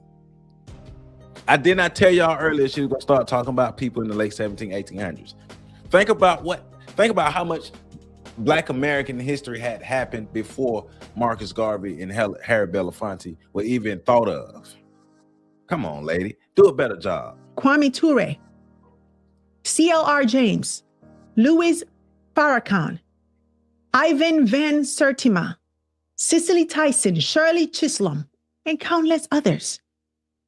Because their lineage does not fit a narrow definition. If it wasn't for Black American history, most of these people would not be celebrated. If it wasn't for Black American history, for Black history, most of these people, which were created by Black American people, most of these people would not be celebrated. But once again, like I said before, she's going to name people who we never denigrated. She's going to name people who we celebrate often, who we were the ones who were celebrating these people before anybody else was celebrating these people. Right? But so much history, Black American history, happened before the 1800s. Yeah, she said Belafonte. Yeah, Belafonte was 1900s and stuff, and y'all know what I mean. Late 18, 19, y'all know what I mean. But even if they're in the 1900s, that makes it even worse. That makes it even worse if you're talking about people in the 1900s. Because she laid out the history. She went as far back as the 1500s. She went as far back as the 1500s. So you're talking about from the 1500s to people who existed in the 1900s. How much history has passed? How much history has passed? But remember, in all of this time, we didn't denigrate anybody. We celebrated Black history. We celebrate the history of the diaspora. We did that. We celebrated our history here and the history of the diaspora. We did that. We've always been open arms. Man, True Pilgrim, you know what I mean. You ain't got to get so technical. You know what I mean, man. Dang. You know exactly what I mean. I got to be so technical, man. We were celebrating blackness. We were celebrating blackness. But now we're being accused of being the ones who are separating ourselves from everybody else because we're not calling ourselves African Americans no more. We want to call ourselves foundational Black Americans. And if some people want to go with ADOS, whatever, I'm not arguing over no names and stuff, but ADOS or foundational Black American, both of those tell the story. Both of those are more appropriate terms as far as the legal sense. But let's let her keep talking. Are we really going to say that these figures who shaped Black consciousness, civil rights, political representation, Pan-African thought, culture, and global solidarity were somehow outside the Black American struggle? Because history tells a very different story. Black liberation in America has always been diasporic, always global, always interconnected, from abolition to civil rights, from labor movements to cultural revolutions. Black progress in America was never achieved in isolation. So when foundational begins to mean exclusive, when recognition turns into boundary policing, when justice becomes a zero-sum identity contest, we're no longer talking about history. We're talking about fragmentation. And fragmentation has never led to freedom. Exactly. So now let's rewind the clock. Exactly. Not to 1619. So stop doing what you're doing. If you understand that fragmentation doesn't lead to freedom, so stop doing what you're doing. Stop putting out disingenuous content.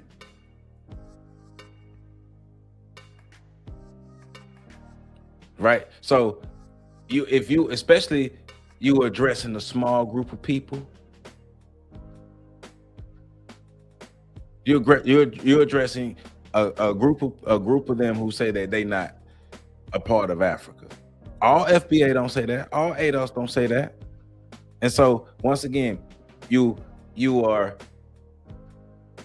targeting the whole while you're trying to act like you're addressing a specific group. It's disingenuous. Her rhetoric is a lot more divisive than anything that she's trying to call out.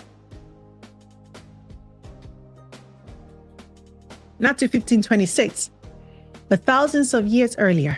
Because here's the fundamental problem with any framework that treats slavery as the beginning of Black history. It accepts, whether intentionally or not, the same logic that enslavers used. What's that? The logic that said, you had no history before we encountered you. That's not what that means. You had no civilization before we... That means somebody in Africa got their ass whooped. And not to be funny and not to be whatever, but just being real. Africans lost their battles against the Europeans and against other Africans who were influenced by the Europeans. Somebody got their ass whooped. Somebody lost. The only way people can be kidnapped out of Africa means somebody lost. That doesn't mean that we didn't have a history before that. Once again, lady, that's why that's why Negro History Week was created, and then it was turned to Black History Month, so we could learn that there was a history before the slavery. But what we're not going to do is act like slavery didn't happen. That's what we're not going to do. We're not going to act like slavery didn't happen. It happened, right? But Carter G. Woodson and all of our scholars, our historians, they go out of their way to make sure that we know our history before slavery. But what we don't do is act like slavery didn't happen. Because now you are discarding the experiences of so many people. The experiences of so many people who are foundational for us being where we are today. Black American history started with slavery. It did. Now, whether you want to get into the numbers and how many people were enslaved, we ain't doing all that. But Black American history in America started with slavery. And then our scholars have taught us about the history of Africa before slavery. But if you get your panties in a bunch by a small group of people, you got the problem, lady. You're supposed to be more professional than that. Come on now. But once again, divisive rhetoric. Even my books, my books, the books that I've written myself, we're not, look, we got some fools out here who talking, but we don't take them serious. That everybody has that. Even my books are covering history of Black people throughout the diaspora. This is South America, Central America, and the Caribbean. And I'm working on Europe. Even my books. We learn about the diaspora, the history of the diaspora. We learn about it. This is not something that we're disconnected. Nah. You got some people who are in their feelings, who feel like they're disconnected. Just like there's a tether class, there's a dumbass class of people who consider themselves FBA. But they don't speak for the whole. Just like the tether class, we're intelligent enough over here to understand that the tether class don't speak for all of Africans. But lady, are you intelligent enough to understand that the little group of asshole people who consider themselves FBA don't speak for everybody? And you making a whole video about this? Come on, lady. Come on. No group, real brother, no group of people want their history rewritten. No group of people will stand for anybody else coming to tell them what their history is and isn't. How you gonna tell me my history? How you gonna act like you're a better authority on my history than I am? If some of us were sold by their corrupt systems, then why would we be included in that history when we weren't even born in Africa? I'm confused. We made our new culture when we were allowed to. Barb, you got the same problem I got, Barb. We think critically. And see, when we think critically on crazy stuff, we come up with no answers and our brains start hurting. Because great question, Barb. Great question. But it's a real question to a person that ain't got no real answer. So if you, and I say this because I see a lot of the comments. I see a lot of these comments. If you are a person who considers yourself ADOS and you fall into the diaspora war stuff, you stupid.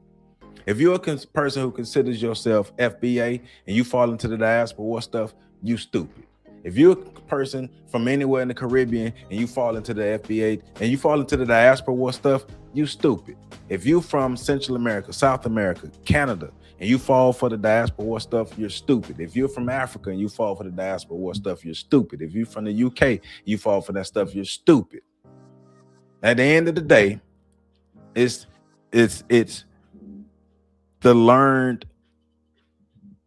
We've learned to hate each other. It's the vacant esteem. We don't like each other. We don't like ourselves, and we like to project it on all other groups of people in defense of, hey, well, I'm doing the right thing. Like, come on, man. Come on. All of us. And it's on full display in front of the whole world. Like Lukeman said, all of us are colonized. It's on full display in front of the whole world.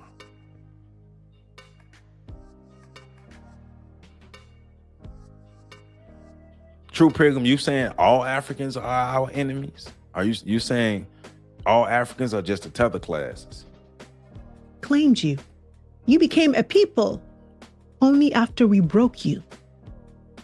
That is not just historically false, it is psychologically damaging. Whoa. What's that? I just built a budgeting app in Base 44. Guys, Nina just...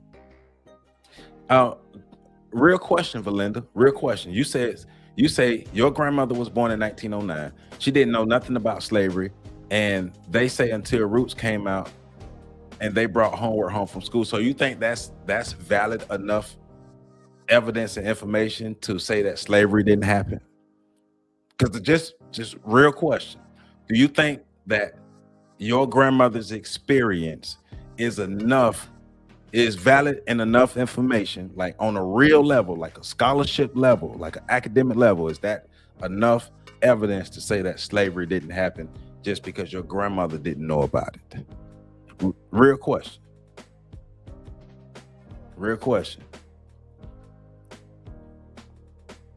Are you saying you didn't say it didn't happen? So I'm confused about your question. You saying she's saying she didn't know it was happening? Right. Well, I'm confused then. I'm confused. I'm sorry. I'm confused. Before a single African was forced onto a ship, Africa was not a blank space on the map. It was one of the most advanced and interconnected regions on Earth. Africa had complex systems of governance, global trade networks, universities and centers of learning, architecture, astronomy, medicine, written and oral knowledge traditions passed down for centuries. Empires rose and fell. Kings ruled. Cities flourished. And not in isolation. Africa traded with Europe, the Middle East, and Asia long before colonialism. Yes. Gold from West Africa powered European economies. Scholars from across the world traveled to African centers of learning. Yeah. African states negotiated, fought wars, signed treaties, and shaped global history. This matters because people do not emerge from nowhere. The Africans who were taken to the Americas did not arrive as blank slates. Nobody said they they arrived did. With languages, spiritual systems, agricultural knowledge, metalworking skills. And then what happened? Political memory. And then what happened? Slavery did not create Black people. Nobody, see, and that's the disingenuousness of her conversation and her position is nobody said that. Our scholars are constantly teaching us and praising about what happened prior to the slave trade. But when those Africans were brought here, they were stripped of everything. They were stripped of all of that. Well, I ain't gonna say everything. They were stripped of most of that. And then in the process of them recreating themselves, forced recreation, what came out over the time was not African anymore. It was African in origin, but it's now American now. Because now we really talking about genetics and real history, right? And right, real brother, nobody's disputing that. So I'm wondering where she's getting her argument from. That's what I'm wondering, where she's getting her argument from. Because I'm very confused, because even Tariq Nasheed, like we've watched Hidden Colors and stuff from Tariq Nasheed. Tariq Nasheed has never gone down the path and any of that stuff to be like, Africans ain't doing none of this stuff. Now, he might, it's some other stuff that may have happened that I haven't seen, but even in his teaching of history, we will learn about the contributions of the diaspora. The whole concept of Black history was to make sure we understood what happened here in America and understood what was happening throughout the diaspora, to learn about African history from a global standpoint, but also our specific history here. She's lying. She's lying. She is lying. And I'm wondering specifically what she is responding to, because she cannot be responding to what she played on the screen that Tariq Nasheed said, because she's moved the goalpost way over. Way over. So I'm not understanding what she's talking about. And once again, rhetoric like this is very divisive.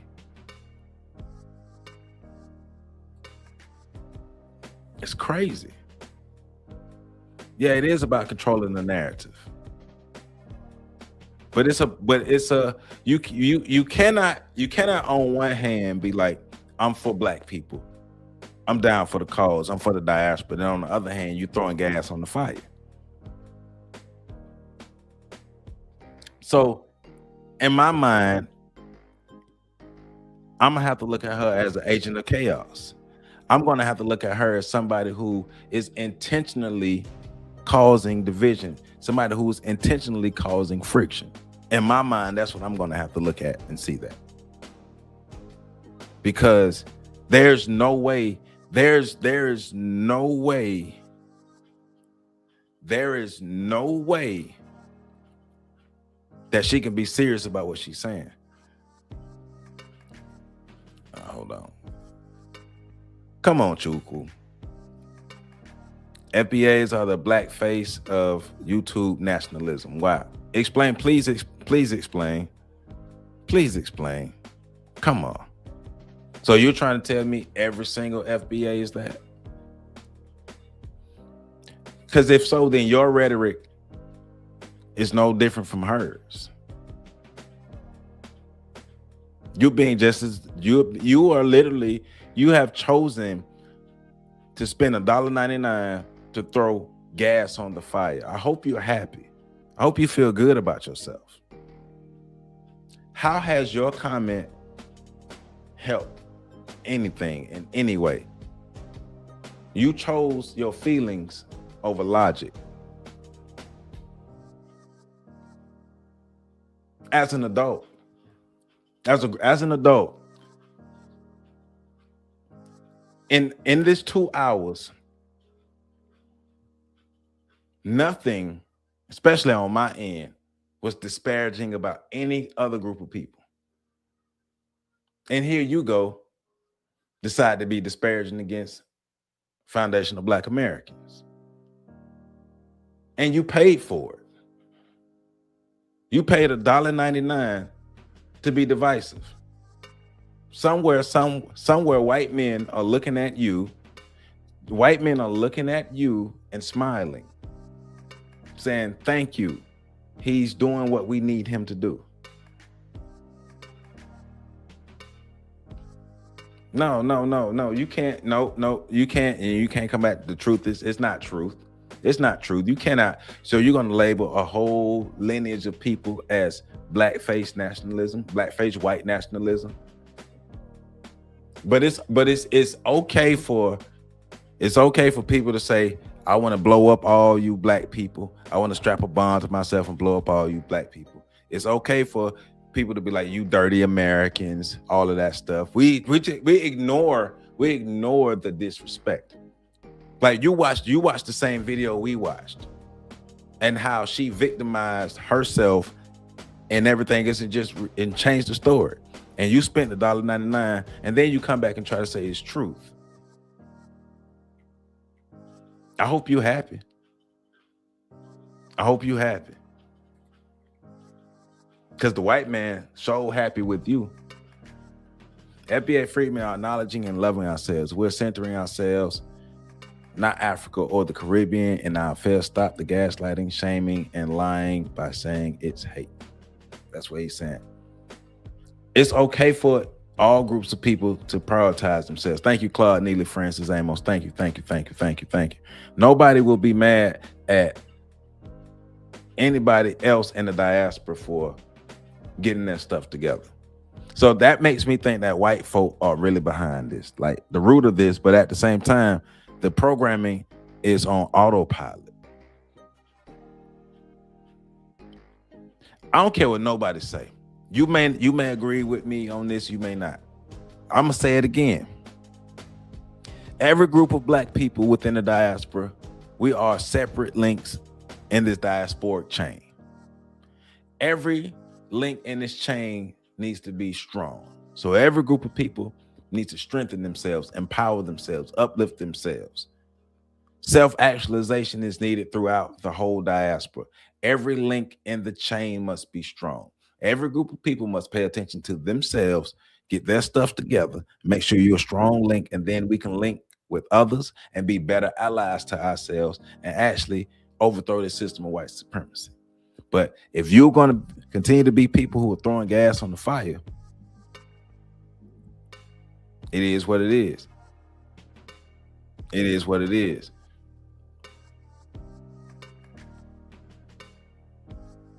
But even to Valinda's point, we are adults though, Valinda. And the true picking, we are adults. We don't walk around in our feelings. We are adults. And once again, you are allowing the rhetoric of a few to make you hate the whole. And we are adults. We are adults. And you're allowing the actions of a few to make you hate a whole continent of people. You hate a whole continent. You got beef. You mean to tell me you wake up, you, Valinda, you and True Pergam, y'all wake up with hate in your heart for a whole continent of black people? Well, do you have that same feeling for white people? Do you have that same feeling for white supremacists? Because that's what you were saying. You're saying you got beef with all Africans. They said our ancestors didn't want to have nothing to do with Africans, so why should we? Which ancestors are you talking about? You are being divisive. For Linda, you are being divisive. You're on the FBA side being divisive. You're not helping. You all, it's a group of you all, because it always happens. It's a group of you all who sit around and wait for these FBA conversations to happen so you all can go throw gas on the fire, because you all have not learned to not operate within y'all feelings. A lot of us have to grow up, and this is what I'm talking about. This is why diaspora wars continue to happen, because grown ass people haven't learned how to get out of their feelings and think for themselves and operate for themselves. So now it's going from looking at the people that we're looking at on screen to the people in the comments who's supposed to be from the Black Americans who are now throwing the gas back on the fire because you're in your feelings instead of understanding the root of all of this. So who the hell is going to grow up first? Who's growing up first? Who's going to choose to be the goddamn adults first? Or is everybody going to stay in their feelings? Well, I don't like, who gives a damn? We're all losing. Racism is a team sport, whether you like it or not. And you're on Team Black, which includes the African continent.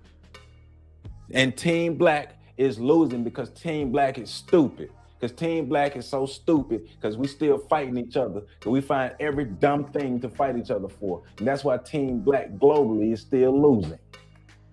Because we fight for every stupid thing. Wake up. Somebody has to be the goddamn adult at some point in time. Somebody. And you can't be throwing stones, and you can't be complaining about the people on the African continent and coming back and talking that stupid stuff y'all be talking about. Nah, Chukwu, stop that. Stop that. Stop that. Stop that. Stop that. Stop that. Stop that. Stop that. Stop that. Stop that. African people have been coming to America and being told by white people to not mess with us. And that's been happening for the longest. It's been happening for the longest. African people coming to the continent, coming to America, being told by white people to not mess with us and listening to white people. And that's the crux of a lot of this stuff. Stop it. People are responding, Black Americans are responding to disrespect that have been happening for a while. Stop it. Stop it. Let's be honest. But think about what I said, though. Think about what I said. White people told them that. The root of all of this is white people, and we too stupid enough. We're so stupid that we're going to continue to focus on each other and not understand white people is at the bottom of all of this. The white supremacists are the root of all of this, and we overlook that and we are excited to go back and forth with each other. Why don't we just admit we are scared of white people? Won't Black people just admit we are scared of white people, and it's an easier fight if we fight each other? Why don't we just do that? Why don't we just do that? It's easier, and Black people feel more confident fighting each other than we do fighting our real enemy, because that's a real fight that we're not really ready for. Because you got to get your stuff together to actually fight the system of white supremacy, and it's easier to fight each other.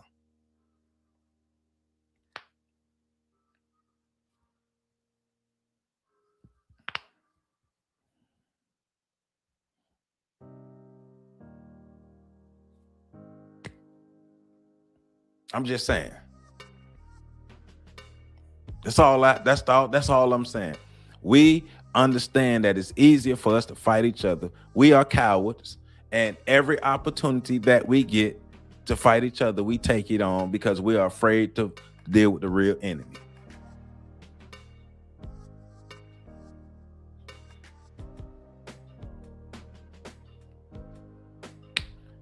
Hey, man, that's all I got to say about this, man. But we also remember what I said earlier in this broadcast. Every group of people have a sellout class. Every group of people have a sellout class. Every group of people have an undesirable class. Every group of people have an ignorant class. Unfortunately for Black America, our ignorant class, they're loud. They're very loud. And people pay attention to them because they're entertaining to other people. And so those are the ones that people are paying attention to. They're not paying attention to the broader population of people. And because they're not paying to the broader population of people, you end up like the Sandra Boating lady and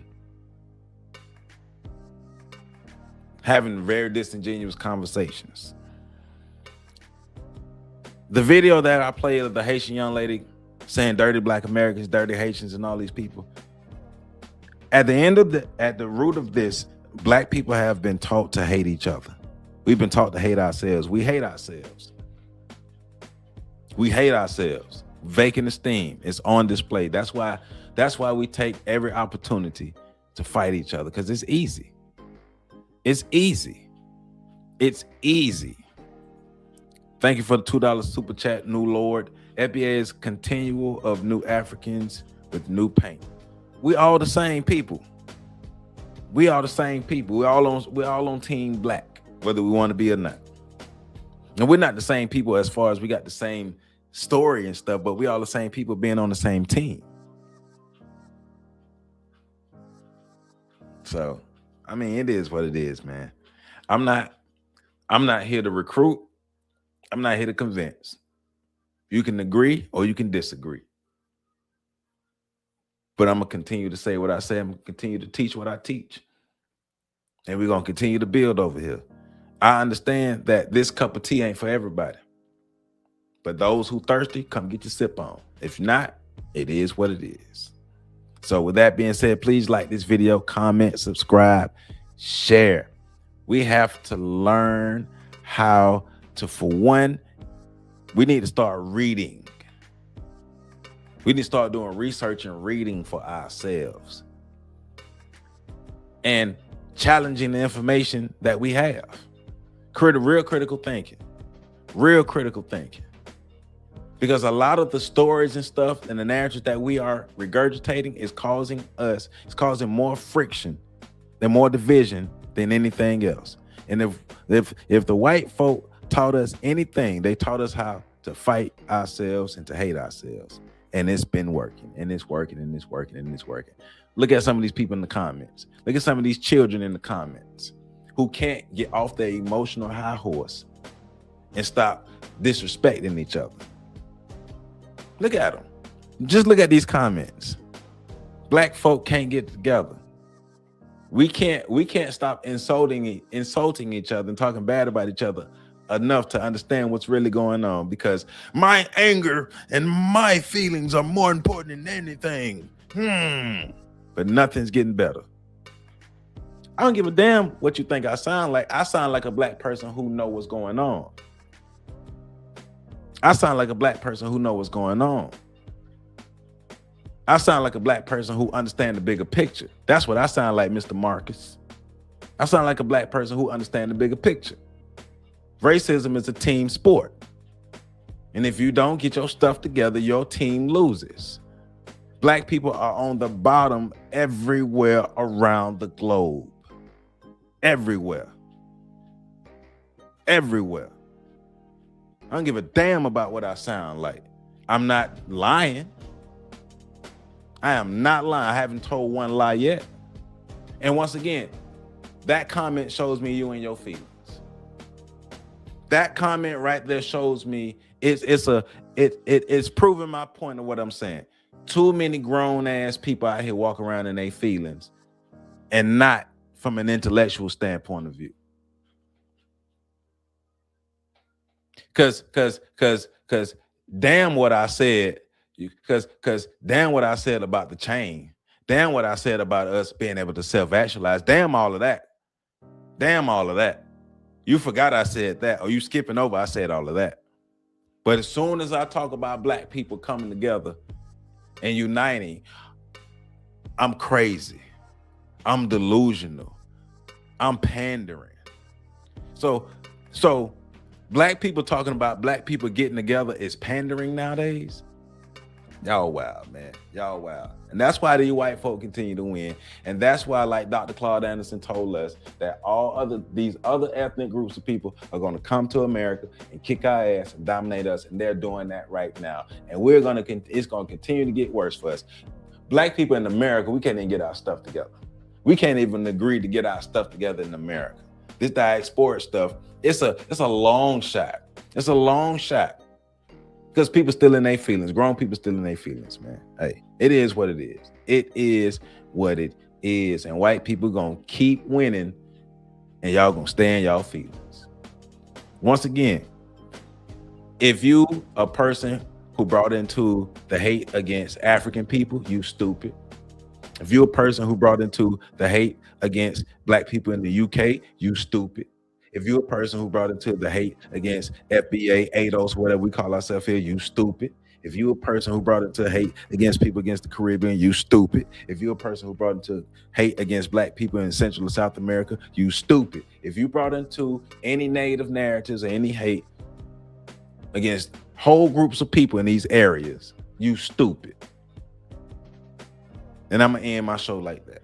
Please hit this like button, comment, subscribe, and share. And we'll be back. I might be live on Tuesday. Like I told you, I'm traveling. So I might be live on Tuesday, but I'm gonna keep dropping this content. And we're gonna continue to teach over here. But as long as we continue this foolishness and stay in our feelings, we're gonna continue to be on the bottom. Because we could have been flipped this thing around a long time ago if we just get our mind right, have a paradigm shift and change and be better. Choose to be better. Choose to unite. Remember, white supremacy is a global thing. They unite globally. And y'all trying to be separate individual nations and handle a global system of white supremacy. All right. Hey, man, I love you all. Stay black. And we're going to continue to move forward. And look out for the videos and stuff that I'm going to be dropping tomorrow, Monday, Tuesday, all throughout next week. And if I don't see y'all live on Tuesday, I'll see you live on Saturday. So I love y'all. Love y'all.